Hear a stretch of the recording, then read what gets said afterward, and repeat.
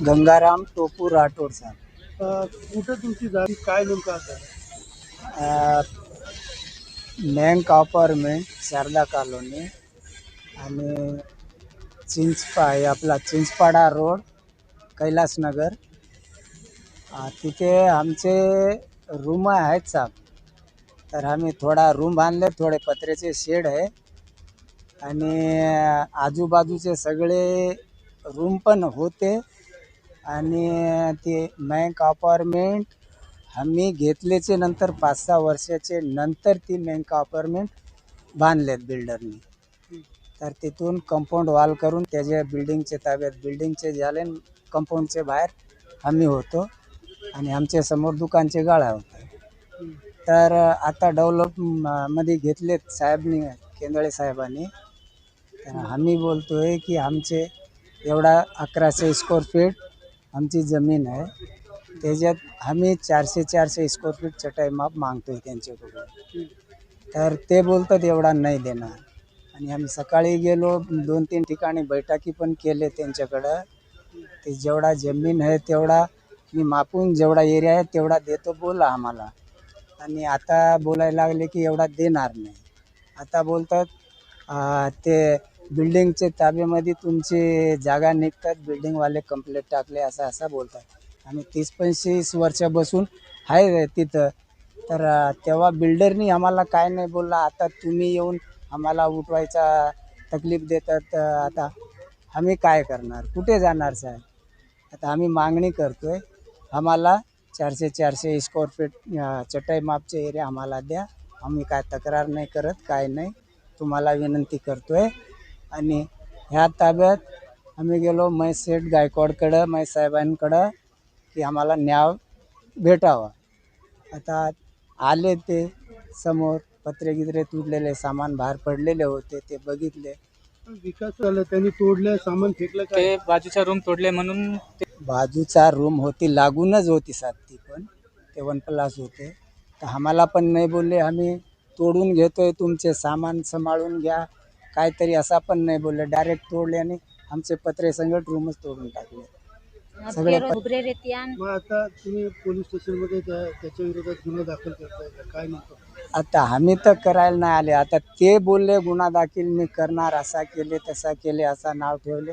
मग आम्ही पण त्यांचे विरोधात गुन्हा दाखल करून टाकले.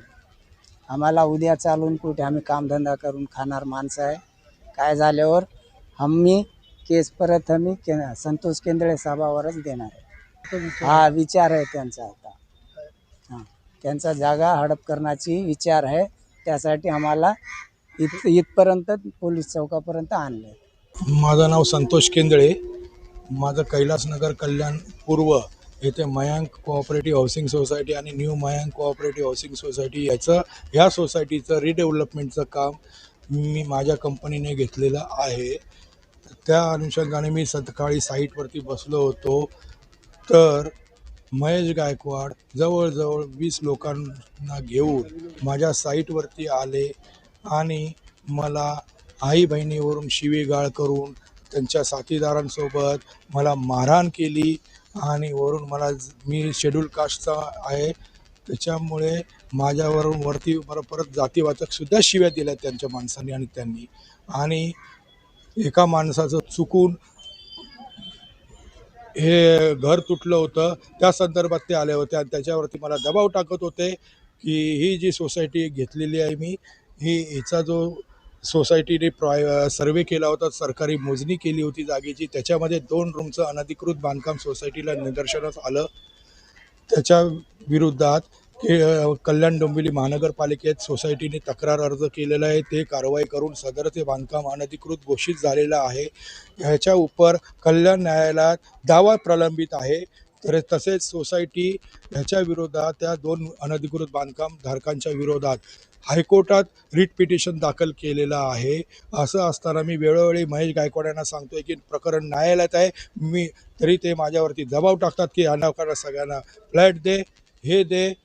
तर मी म्हटलं जे काय आहे ते न्यायालयात आहे, सोसायटी न्यायालयात गेली ते, पण ते ऐकले नाही. त्यांनी मला आणि आरोप लावले हो, शेतकरी नाही आहे तो, तो तिथे राहतोय, तिथे त्याचं तिथं अनधिकृत बांधकाम आहे. महानगरपालिकेने सोसायटीच्या जागेत बांधकाम केल्याबद्दल ते कारवाई पूर्ण केलेली आहे आणि मी ते तोडलेलं नाही. बाजूच्या ज्या बिल्डिंगचं माझं बिल्डिंग तोडायचं काम चालू होतं त्याच्यातून 1-2 विटा आहे. ते पत्र्याचं शेड आहे, पक्का रूमसुद्धा नाही आहे, पत्र्याचं शेड आहे. त्याच्यावरती त्या पत्र्यावरती 2-3 विटाचे तुकडे पडले, त्याच्यामुळे त्याचे 4-5 पत्रे तुटले.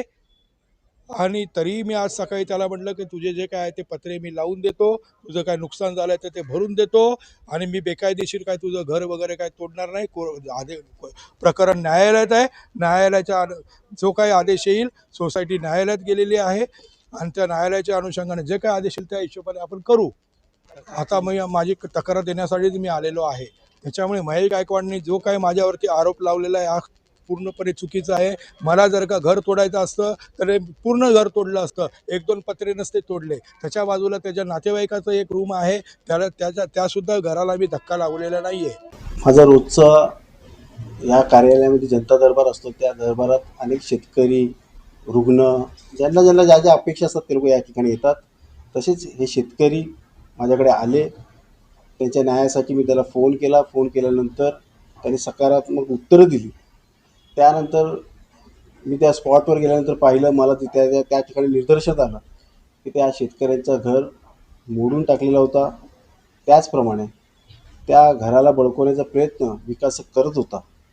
ह्याच्या अगोदरसुद्धा अनेक विकासांना हाताशी घेऊन माजी आमदार गणपती गायकवाड हे काम करत होता. त्याच्याच पावलावर पाऊल ठेवून आजी आमदार आणि त्याचा मुलगा वैभव गायकवाड हे सगळं बिल्डर लॉबीला हाताशी घेऊन शेतकऱ्याच्या जमिनी बळकवत आहेत. आणि हे शेतकरी जाऊ द्या, भाजपाचे नगरसेवक, शिवसेनेचे पदाधिकारी, अनेक लोकांना यांच्यापासून या जमिनी बळकवण्याचं पराक्रम सुरू आहेत. मी आपल्या माध्यमातून रविदादा चव्हाण यांना विनंती करतो, आपल्या राज्याचे पारदर्शक मुख्यमंत्री फडणवीस साहेबांना मी विनंती करतो की या ठिकाणी थोडी चौकशी करा कल्याण पूर्वेमध्ये, शेतकऱ्यांच्या बाबतीत, इथल्या समाजकारण करणाऱ्यांच्या बाबतीत, आणि या ठिकाणी लोकांना न्याय मिळाला पाहिजे. कल्याण पूर्वेचा विकास तर करत नाहीत, पण लोकांच्या जमिनी बळकवण्याचा सर्रास काम चालू आहे. येणाऱ्या काळामध्ये या शेतकऱ्यांना घेऊन आणि भाजपाच्या काही नगरसेवकांना घेऊन मी फडणवीस साहेबांची भेट घेणार आहे. कारण की अनेक लोकांना एक माणूस म्हणून, माणुसकी म्हणून त्या लोकांना मदतीसाठी मी पुढे येणार आहे, हे आपल्या माध्यमातून सांगतो. आणि ह्या ज्या काही तक्रारी केल्या आहेत, ॲट्रॉसिटीचा शिवीगाळी केली, मारहाण केली, ह्या पूर्ण गोष्टी खोट्या आहेत. आणि मी पोलिसांना सुद्धा विनंती केलेली आहे की आपण सखोल चौकशी करा. या माध्यमातून ह्या विकासकच्या मागे कोण आहे, ह्याला कोण गायडन्स करतो, हे सगळं समोर आलं पाहिजे. ह्या कल्याण डोंबिवलीमध्ये अनेक विकासक अशा पद्धतीने शेतकऱ्यांना त्रास देतात. आपण रोज बघतोय, रोज शेतकऱ्यांच्या जमिनी बळकवल्या जातात. कोणीतरी पुढाकार घेतला पाहिजे का नाही. मी लोकप्रतिनिधी म्हणून मी त्या शेतकऱ्यांच्या पाठीशी आहे आणि ते लोक विकासाच्या पाठीशी आहेत. मला त्याला येणाऱ्या काळामध्ये फडणवीस साहेबांची भेट घेऊन हे सगळं मी त्यांना माझं गारानं सांगणार आहे.